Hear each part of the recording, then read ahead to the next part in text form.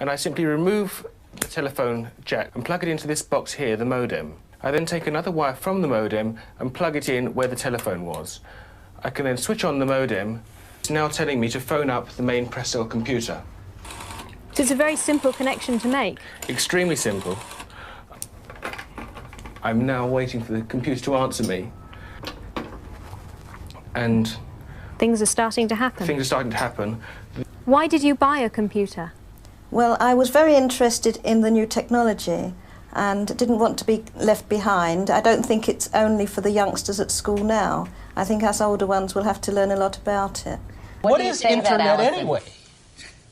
Internet is that massive computer network, the one that's becoming really big now. What do you mean? That's big. How does one? What do you write to it like mail? No, a lot of people use it and communicate. I guess they can communicate with NBC writers and producers. Allison, can you explain what Internet is? The world is in financial disarray. Currencies failing, economies in wild flux, jobs being lost. But what if you could build an entirely new economy, one specifically designed for the digital realm? Well, that is the dream behind Bitcoin. Bitcoin, for those of you who don't know, is an electronic online currency that was created in 2009. It was made by someone who did it under the pseudonym Satoshi Nakamoto. Like any economy, you don't want too much too fast because then the value of your currency drops, or so slow that your economy grounds to a halt. It's designed to be a self-stabilising economy. Whether it actually is that way though, well, that is a little bit more complicated.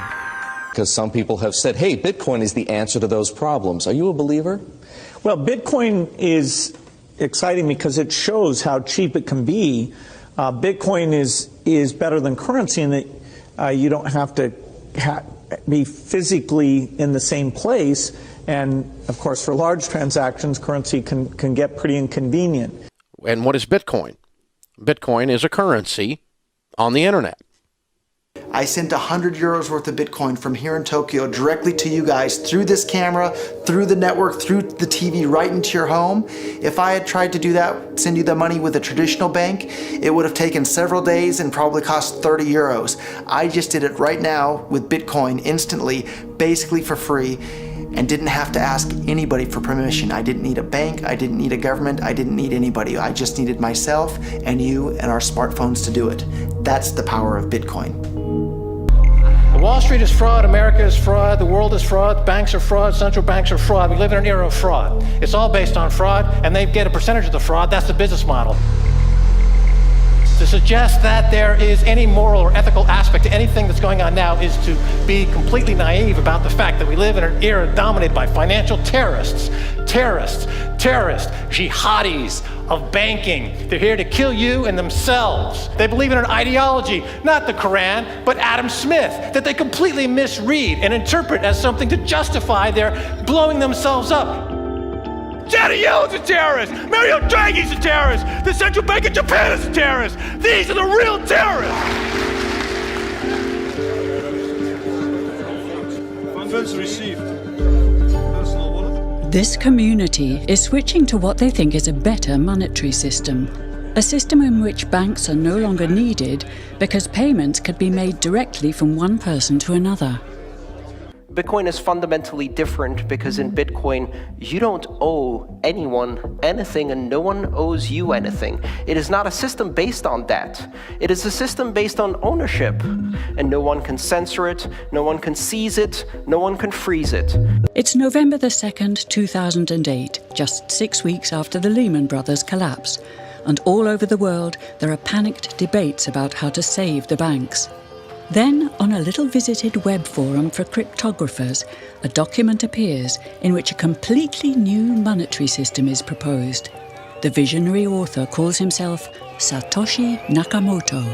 These were the darkest days of the financial crisis. So that to me suggests a very clever mind that saw an opportunity, the perfect opportunity to introduce a new radical technology and a new radical approach to money and finance at just the right moment when people would be very open to making this big shift that's required to adopt a new currency. What's exciting for me is like a global economy. Right now we say we have a global economy, but I can't take $1 and give it to you in the Netherlands and then you know what to do with it, right? You would have to go and change it to your native currency. And when you kind of eliminate that step, and I can just send you one form of payment and you can send me a product in a matter of seconds, that starts to change things from a global perspective. How could this digital coin invented by this Satoshi Nakamoto become hundreds of times more valuable than the dollar? And why do enthusiasts like Roger Fear want the world to switch to bitcoins? I'm giving every single person here 1,000 yen worth of bitcoins, which is like $8 and something cents. Back in the early days, you know, I'd get phone calls from my buddies. Oh, hey man, I lost 10,000 bitcoins because my computer blew up, right? Back then, one bitcoin was less than a penny, right? So nobody cared. They lost $10. I don't care, right? And now 10,000 bitcoins, that's $5 million. That's a big deal, right? I think a lot of people are underestimating the way in which Bitcoin and the blockchain are going to change the power structures in society in general. I mean, I grew up in the US and I see all these people like, yeah, nuke everybody in the Middle East and kill them all. And then they have the former Secretary of State, Madeleine Albright, on 60 Minutes, one of the most popular news shows in the US. And they asked her, they said, like, there's reports that more than 500,000 Iraqi children have died as a direct result of US sanctions. And she looks back at her with a straight face and she goes, it was a really tough decision, but I think that it was worth it. Worth murdering 500,000 kids because of what the government did? And I apologize for crying, but it just disgusts me from my core when I see government people murdering people around the world. It's not just theoretical, these are real people with real lives. And it's real people, and Bitcoin has the power to undermine everything they're doing to people around the world. And I'm sorry for shouting, but it just disgusts me what these people in government do. And they do it through central banking and through the control of the money supply, and Bitcoin takes that away from them.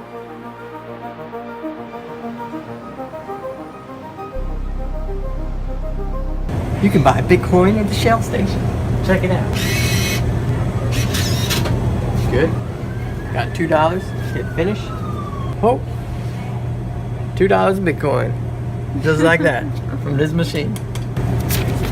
I just turned cash into digital currency.